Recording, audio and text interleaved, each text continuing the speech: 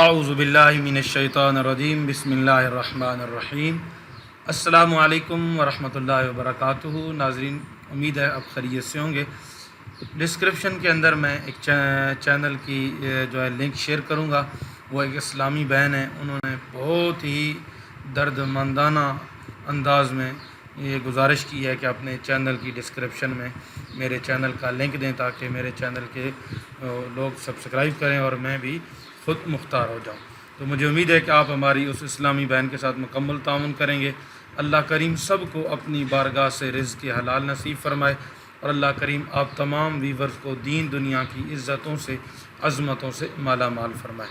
تو جی ہاں ویورز، ماہ ذیقعد کا سوموار ہماری زندگیوں میں آج طلوع ہو چکا ہے۔ اللہ کریم ہمارے لیے آج کے دن کو برکتوں والا، رحمتوں والا اور فضیلتوں والا بنائے۔ تو آج کی جو ویڈیو ہے، اس ویڈیو کے اندر بہت ہی زبردست عمل ہے۔ سورۃ فلق اور سورۃ الناس قرآن کی یہ آخری دو صورتیں، انتہائی آسان اور مختصر صورتیں ہیں۔ یہ دونوں صورتیں کب نازل ہوئیں، کیوں نازل ہوئیں؟ نبی کریم علیہ الصلاۃ والسلام پر جادو کیا کن لوگوں نے؟ لبید بن عاصم یہودی اور اس کی بیٹیوں نے، اور حضور علیہ الصلاۃ والسلام کے جسم مبارک اور اعضائے زہرہ پر اس کا اثر ہوا۔ قلب و عقل و اعتقاد پر کچھ اثر نہ ہوا۔ چند روز کے بعد جبریل علیہ الصلاۃ والسلام آئے اور انہوں نے عرض کیا، ایک یہودی نے آپ پر جادو کیا ہے۔ جادو کا جو کچھ سامان ہے وہ فلاں کنویں میں ایک پتھر کے نیچے دبا دیا گیا۔ حضور سید عالم صلی اللہ تعالیٰ علیہ وآلہ وسلم نے حضرت علی المرتضیٰ رضی اللہ تعالیٰ عنہ کو بھیجا۔ انہوں نے کنویں کا پانی نکالنے کے بعد پتھر اٹھایا تو اس کے نیچے سے کھجور کے گہبے کی تھیلی برآمد ہوئی، اور اس میں حضور علیہ الصلاۃ والسلام کے موئے مبارک جو کنگھی سے برآمد ہوئے تھے، اور حضور علیہ الصلاۃ علیہ وآلہ وسلم کی کنگھی کے چند دندانے اور ایک ڈورا یا کمان کا چلہ جس میں 11 گرہیں لگی ہوئی تھیں، اور ایک موم کا پتلا جس میں 11 سوئیاں چبھی تھیں، یہ سب سامان پتھر کے نیچے سے نکلا اور حضور علیہ الصلاۃ والسلام کی خدمت میں حاضر کیا گیا۔ تو اللہ تعالیٰ نے یہ دونوں صورتیں نازل فرمائیں کہ ان دونوں صورتوں میں 11 آیتیں ہیں، 5 سورۃ فلق میں۔ ہر ایک آیت کے پڑھنے کے ساتھ ایک ایک گرہ کھلتی جاتی تھی، یہاں تک کہ سب گرہیں کھل گئیں اور حضور علیہ الصلاۃ والسلام بالکل تندرست ہو گئے۔ تفسیر خزائن العرفان۔ اس بات میں کوئی شک نہیں ہے کہ جادو جو ہے یہ قرآن و حدیث سے ثابت ہے، اور یہ ہمارے نبی پاک صلی اللہ تعالیٰ علیہ وسلم کی ذات پہ بھی کیا گیا۔ تو اللہ کے پیغمبر کے ہم امتی ہیں، تو آج موجودہ دور کے اندر حاسدین کا حسد، بغض رکھنے والوں کا بغض، دیگر ایسے لوگ بھی ہیں جو ہماری زندگیوں میں مختلف قسم کے حالات و واقعات لے کر آنے کی کوشش کرتے ہیں۔ سب سے پہلے ہمارے مسلمان بھائیوں کو سوچنا چاہیے کہ رزق دینے والا اللہ ہے، عزت دینے والا اللہ ہے۔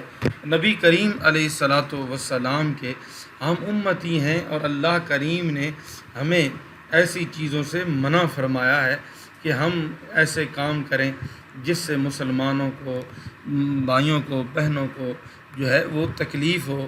تو رزق جو ہے وہ تو اللہ کریم کے ہاتھ میں ہے، جسے چاہے تھوڑا دے۔ آج صورتحال یہی ہے کہ ہم کسی مسلمان بھائی کو، کسی مسلمان بہن کو، بزرگوں کو ہنستا بستا دیکھ نہیں سکتے۔ یہی وجہ ہے کہ ایسے لوگ جو ایمان سے خالی ہیں، جو ایمان کی دولت سے خالی ہیں، وہ لاکھوں روپے لے کر، ہزاروں روپے لے کر جادو وغیرہ کرتے ہیں، اور جس سے مسلمان بہن بھائیوں کی زندگیاں ویران ہو جاتی ہیں، تنگ ہو جاتی ہیں، رزق چلا جاتا ہے اور انسان کی موت واقع ہو جاتی ہے۔ اس کے علاوہ ہمارے گھروں میں چھوٹے بچے ہوتے ہیں جنہیں نظر بد ہوتی ہے، گھروں میں رزق کی پریشانیاں ہوتی ہیں، اور ایسے ہی بد نظری ہوتی ہے۔ تو ان تمام معاملات کے لیے سورۃ فلق اور سورۃ الناس کا جو عمل ہے، یہ بہت ہی بہترین اور پاورفل عمل ہے جو میں آپ کی خدمت میں لے کر حاضر ہوں۔ انشاءاللہ اللہ کریم اندھیری رات کے شر سے، خاص طور پر اللہ کریم ہر جادوگروں کی کارروائیوں سے، اندھیروں سے ظلمتوں سے، حاسدین کے حسد سے، رزق کی تنگی سے، غربت سے، افلاس سے، وسوسہ سے، شیطانی چالوں سے، انسان، جنات اور مختلف جو ہے یہ جو چیزیں انسان پہ کی جاتی ہیں، اللہ کریم ان سب چیزوں سے انسان کو محفوظ فرماتے ہیں۔ جادو بالکل برحق ہے، قرآن و حدیث کی روشنی میں پوری امت مسلمہ متفق ہے کہ جادو برحق ہے۔ تقریباً 25 مرتبہ قرآن کریم میں جادو کا ذکر وارد ہوا۔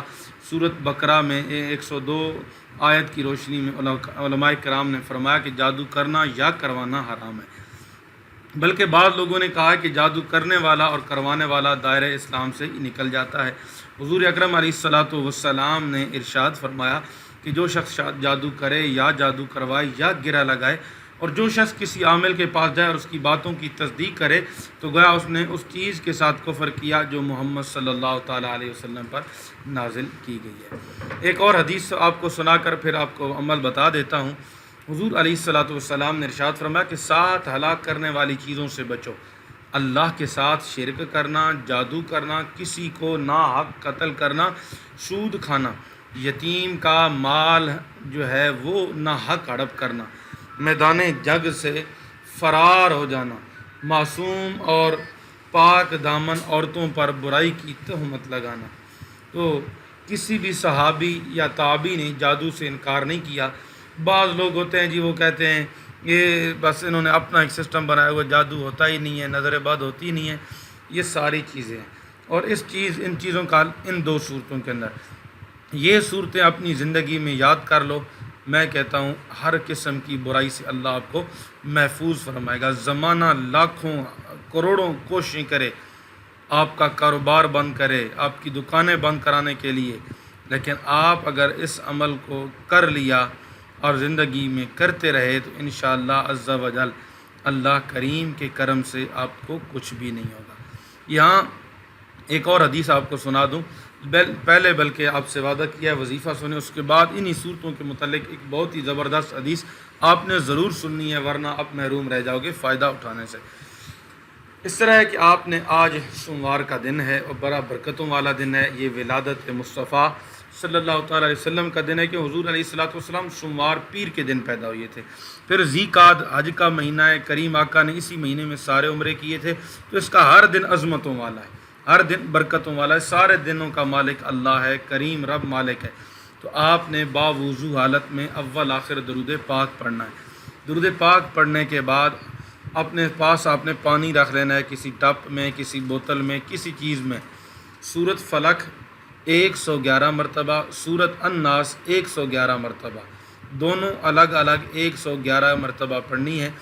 جب آخر میں پھر درود شریف پڑھ لینا ہے، پڑھ کر آپ نے اس پانی پہ دم کرنا ہے، گھر میں بچیوں کو، بزرگوں کو، ماں بہنوں بیٹیوں کو، سب کو عمل جو ہے دم کرنا ہے۔ یہ پانی سب کو پلانا ہے، اور اس پانی کو گھر کے اندر چھڑکاؤ کرنا ہے، سایہ دار درخت ہوں، کچن ہو، بیڈ کے نیچے ہوں، یا جو کوئی بھی آپ کے گھر سایہ دار چیز ہے، مکانوں کی چھتوں پہ جڑ کر۔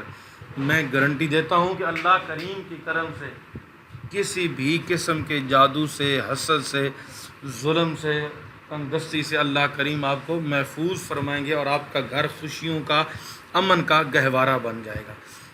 تو جی ہاں ویورز، یہ تھا بہترین تحفہ جو ہم نے آپ کو دیا۔ اب اگلی حدیث آخری سنیں۔